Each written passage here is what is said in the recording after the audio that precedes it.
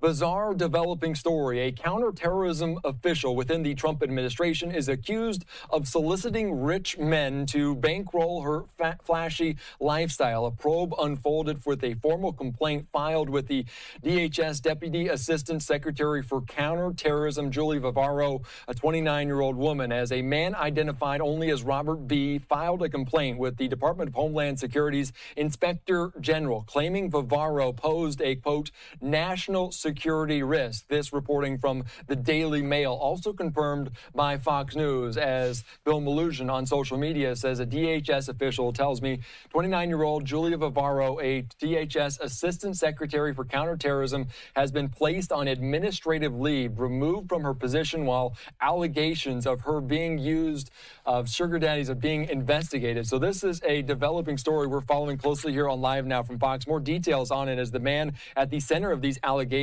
described as a divorced father, told the outlet he spent some $40,000 on all of this, saying that the 3 months relationship began on a dating app Hinge. In his formal complaint, DHS Office Robert said the believes Vivaro is under financial stress and our actions pose a severe national security threat. Let's be joined right now here on Live Now from Fox by Mark Zaid and Dan Meyer, two attorneys there specializing in national security and also government investigations. Guys, thank you so much for joining us here on Live Now from Fox. And Mark, let's start with you because this is a bizarre story, but an important one. What separates a messy personal dispute from a serious national security concern? Sometimes not that much. And look, this is a really juicy, salacious story. It's great for the Daily Mail, but it has real consequences. This person is a deputy assistant, I keep forgetting, Deputy Assistant and Secretary for Counterterrorism at DHS. That's a huge position, especially today.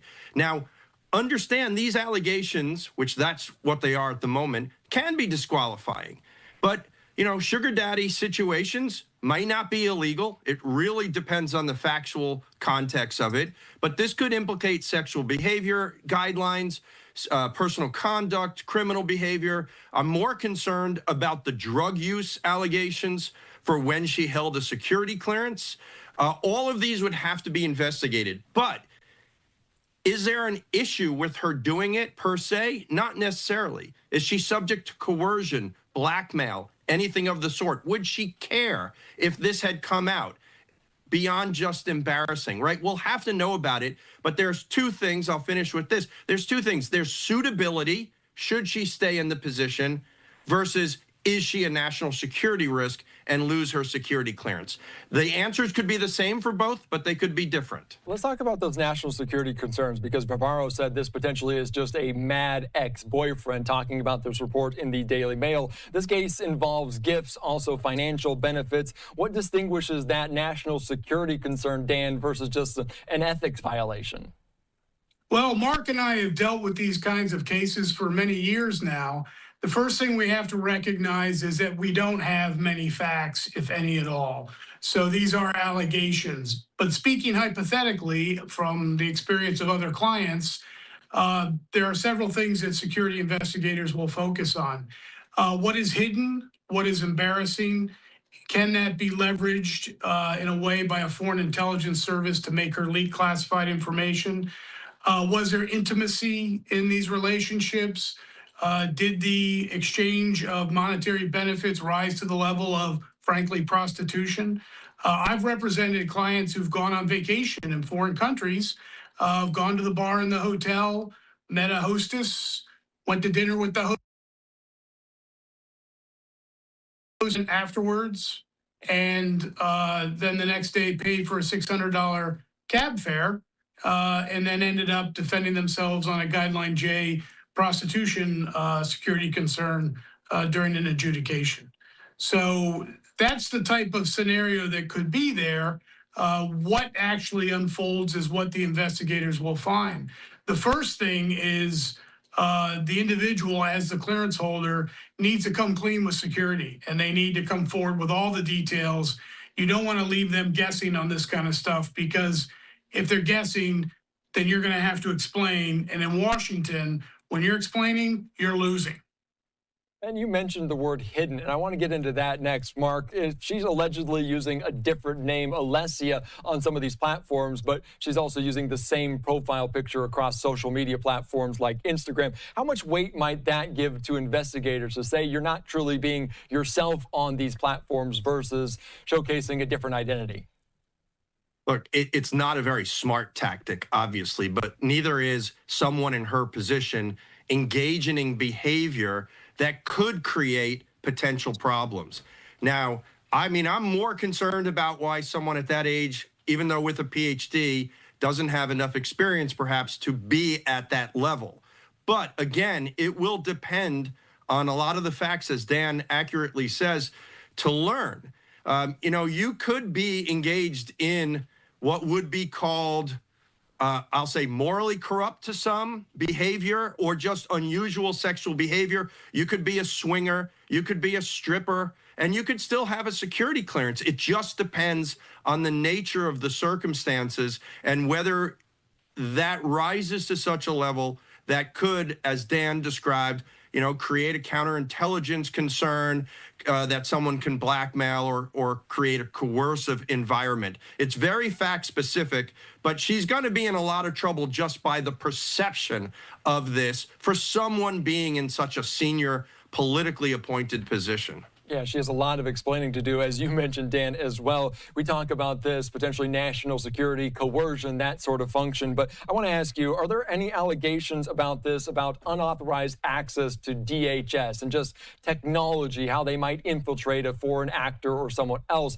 Is that something that authorities, investigators are concerned with, the fact that they might get into the system of DHS, Dan? Well, that investigation has probably already started. So behind the scenes, once this is dropped with security, the first thing that happens is there's a complete scan of the technology involved. Was she using Xerox machines at an unusually high rate? Was she accessing the internet from her government computer? Was any of this done from the government computer? And then frankly, they can look at her home computer. There are ways of doing that to see where she was going from there.